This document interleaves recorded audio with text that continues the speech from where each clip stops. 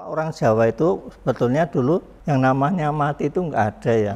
Karena nanti ketika dia itu menjadi seorang samnyasin, itu karena pengetahuan filosofinya itu tuh matang, akibatnya antara sukma dan raga itu bisa berinteraksi dengan baik sekali. Itu raga ini akan ditelan sendiri oleh sukmanya. Makanya kalau kita mencari makamnya Brawijaya V itu ada di mana-mana. Itu kalau kita buka ya nggak ada apa-apanya, kosong.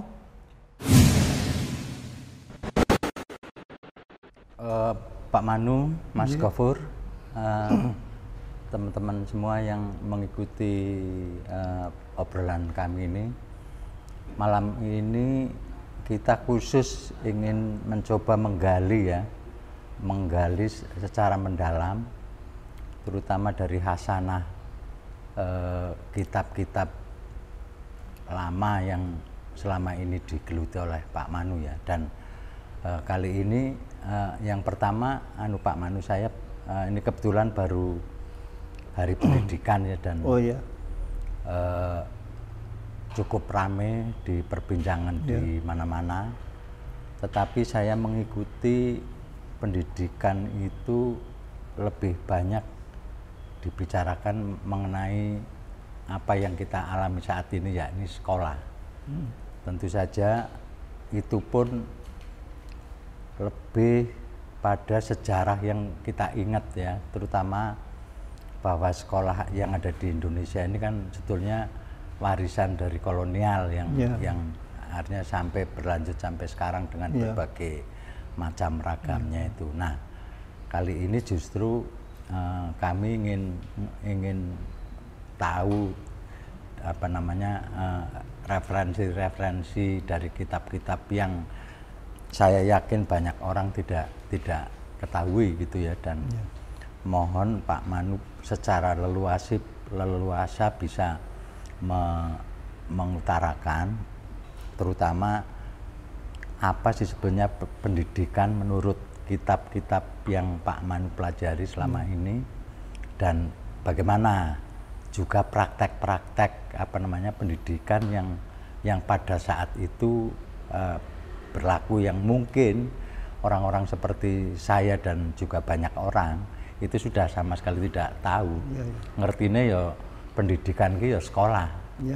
Atas pundi Pak Manu, kalau menurut Pak Manu? Saya mulai dulu dari bahwa pendidikan itu dulu-dulunya itu berasal dari lingkungan para brahmana. Di yang namanya asrama-asrama itu. Asram ya. Asrama ya. Kita tahu bahwa asrama itu mempunyai arti di situ orang itu melelahkan diri. Melelahkan diri. Ya. Jadi di situ tuh orang bekerja keras. Bekerja keras, kemudian ya hidupnya tuh setiap hari ya sampai lelah betul untuk belajar. Nah, sistem yang dipakai pada waktu itu disebut dengan nama Upanishad. Upanishad itu artinya itu dari kata Sanskerta ya. Upa itu prefix verbal, ni juga prefix verbal. Kemudian sat itu dari kata siddhati, artinya duduk. Nah, Upanishad itu artinya itu duduk di kaki guru. Itu jadi setiap di asrama-asrama itu setiap brahmana itu dia itu membimbing muridnya. Yang dibimbing itu tidak akan lebih dari 10 orang. Paling banyak itu 10. Setiap satu brahmana ya. Kira-kira ada sekitar 10 orang. Iya. 10 siswa lah kira-kira. Iya. Jadi mereka itu betul-betul belajar di bawah bimbingan seorang brahmana. Nah, dia itu pada waktu itu disebut dengan nama seorang brahmacari. Ya, seorang brahmacari itu dia harus melakukan pertama-tama itu dia itu membaca. Gitu. Nah, mau tidak mau itu apa tugas utama dari Brahmacari yang pertama adalah membaca. Membaca apa? Membaca teks-teks tentang apa, terutama itu tentang pendidikan ya, tentang pendidikan itu. Nah, nanti kalau sudah apa mereka itu beberapa, katakanlah beberapa waktu, ada beberapa dekade waktu, ada ketentuan khusus ya, itu sekian apa memakai hitungannya itu memakai rembulan, sekian apa purnama dia akan apa harus menjalani apa yang disebut dengan nama Tirta Yatra. Tirta Yatra itu artinya itu dia harus menuju ke tempat-tempat suci. Ke tempat-tempat suci.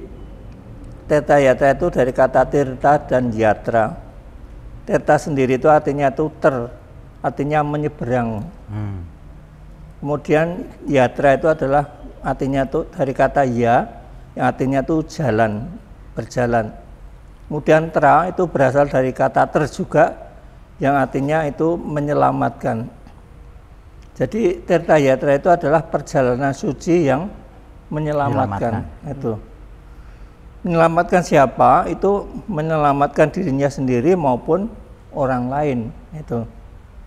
Nah, setiap seorang Brahmacari itu harus melakukan Tirta Yatra ke asrama-asrama lain. Oh, ini jadi, dari Brahmana yang kira-kira 10 orang itu siswanya juga melakukan perjalanan ke asram yang lain. Asrama lain ya. Karena apa? Karena setiap asrama itu mesti mempunyai kekhususan, kekhususan apa metodologi. Ya, ya. Misalnya di daerah Yogyakarta ini kan kita tuh tidak tanahnya tidak mengenal mineral ya. Nah, tetapi kita mengenal mengenal sungai. Ya. Jadi nanti kalau kita pergi itu Brahmacarinya itu diminta untuk mendatangi tempat-tempat atau asrama-asrama yang di situ tuh ada tambang-tambang mineral itu. Sehingga nanti di sana dia akan mendapat pengetahuan dari Brahmana di sana untuk apa? Untuk mendapatkan teknologi tentang tentang metalurgi. Ya, ya, ya. Nanti di tempat lain apalagi tentang pengetahuan apa lagi. Itu kalau di jumlahnya itu ada 377 pengetahuan, ilmu pengetahuan. Jadi berarti ada 300 asram yang memiliki kekhususan sekitar 300 itu. Ya, mungkin ada satu asrama yang beberapa dia itu mempunyai semua itu ada. Tetapi ada yang tidak, tergantung dari ekologinya masing-masing asrama itu. Nah, kalau kebetulan asramanya itu ekologinya itu lengkap, itu ya dia mesti akan menjalankan perjalanan itu. Tapi sepengetahuan saya, menurut catatan-catatan di dalam teks Jawa kuno, tidak ada satu asrama pun yang lengkap. 377 mereka miliki itu jarang sekali, hampir nggak ada. Itu mesti ada hal yang tidak mereka miliki. Ya, kita tahu kan ekologi kita memang berbeda-beda ya itu. Akibatnya itu si Brahmacari itu dia harus berjalan ke sana terus itu. Nah, tempat-tempat yang dia datangi itu dianggap sebagai tempat suci.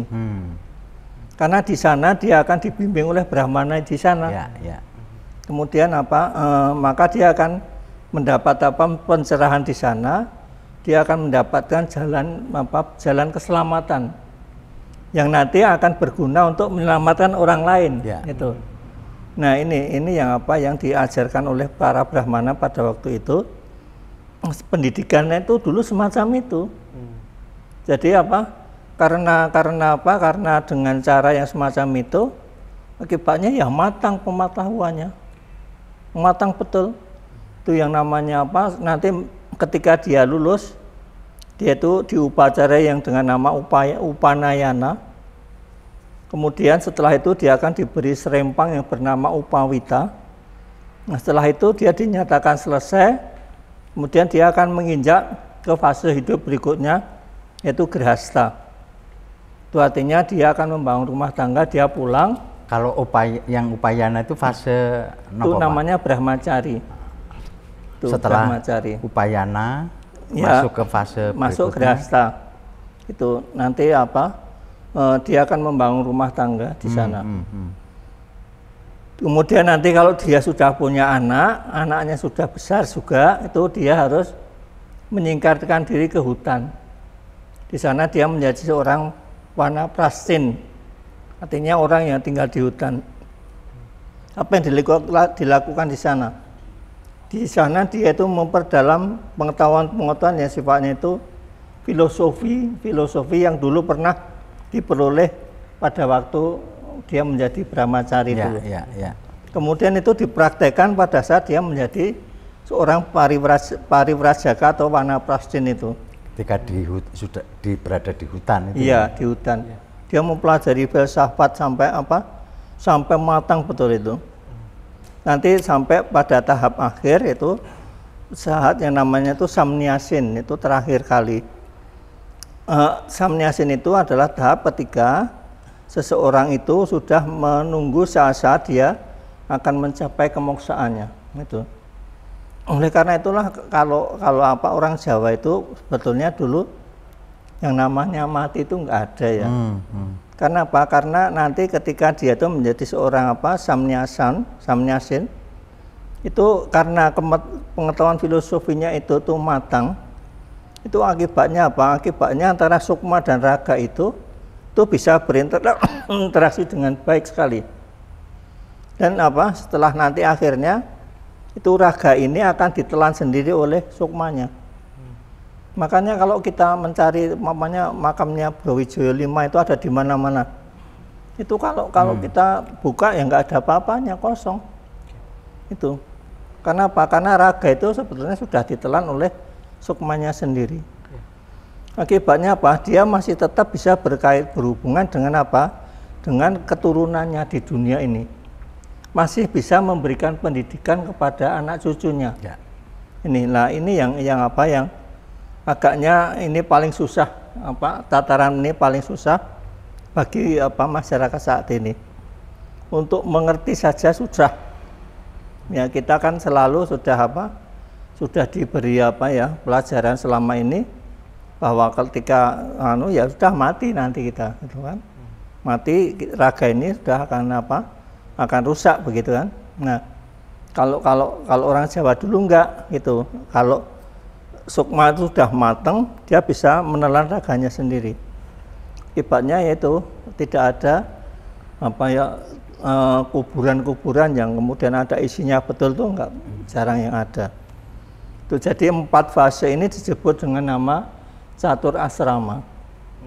Ini catur asrama. Jadi mereka itu dididik dengan cara semacam itu. Mulai dari dia itu masih pertama kali menjadi anak-anak sampai akhirnya dia sendiri akan mencapai kemoksaan itu. Nah, ini yang diajarkan oleh para brahmana di asrama-asrama pada waktu itu. Dari apa yang sudah dipaparkan Pak Manu ini, kalau dirunut referensi kitabnya apa namanya? Nah, Pak Manu? Itu cukup banyak ya referensinya. Itu ada yang namanya teks itu namanya Agastya Parva. Agastya Parva ini adalah teks yang memberikan pendidikan manusia ini dalam tahap pranatal sebelum lahir. Jadi orang Jawa itu sejak dulu itu dididik ketika dia baru jadi janin itu sudah dididik. Gitu. Jadi selama di dalam kandungan itu pendidikan itu berjalan terus gitu. Itu yang pendidikan pranatal itu ya. Ini ketika dia lahir dia itu sudah menjadi manusia yang matang sebetulnya. Karena sudah dididik sejak. Iya, sejak di dalam kandungan itu. Ya. Kira-kira nih kalau dari waktu ya, kira-kira abad keberapa nih ya Pak Manu ya? Itu sekitar ya mulai awal abad Masehi ya itu ya. Itu. Masalahnya apa? Masalahnya kita tuh tahu bahwa pada masa Masehi peradaban kita tuh sudah matang. Nah, prosesnya mematangkan itu pada masa kapan? Itu pada masa yang disebut dengan nama masa proto-sejarah. Nah, ini yang tidak pernah dipahami orang sekarang. Pada masa proto-sejarah ini, kebudayaan kita itu berproses betul-betul. Dia itu melakukan interaksi kultural dengan budaya-budaya lain di seluruh dunia. Karena pada waktu itu belum ada yang wilayah-wilayah administratif itu kan belum ada. Namanya India, namanya Asia, Arab belum ada waktu itu. Tapi orang-orang kita ini itu kan orang-orang yang sudah mempunyai kemampuan navigasi sehingga dia sampai mana-mana bisa. Itu. Nah, maka reinteraksinya itu sudah terjadi pada masa itu. Jadi ketika mereka kembali ke sini, kembali ke rumah, itu sudah dengan pengetahuan yang matang juga itu. Dan maka berinteraksi dengan orang luar itu ya sudah biasa, enak saja. Itu. Akibatnya kebudayaan kita ini sudah menjadi peradaban yang betul-betul betul-betul matang itu loh. Jadi sangat salah ketika kita mempelajari kebudayaan atau peradaban kita itu baru pada awal Masehi, itu dikira baru terbentuk pada masa itu. Enggak, itu sudah jadi, sudah matang pada masa Masehi itu. Ini pada masa proto sejarah ini yang tidak pernah dijamah-jamah oleh orang peneliti-peneliti itu.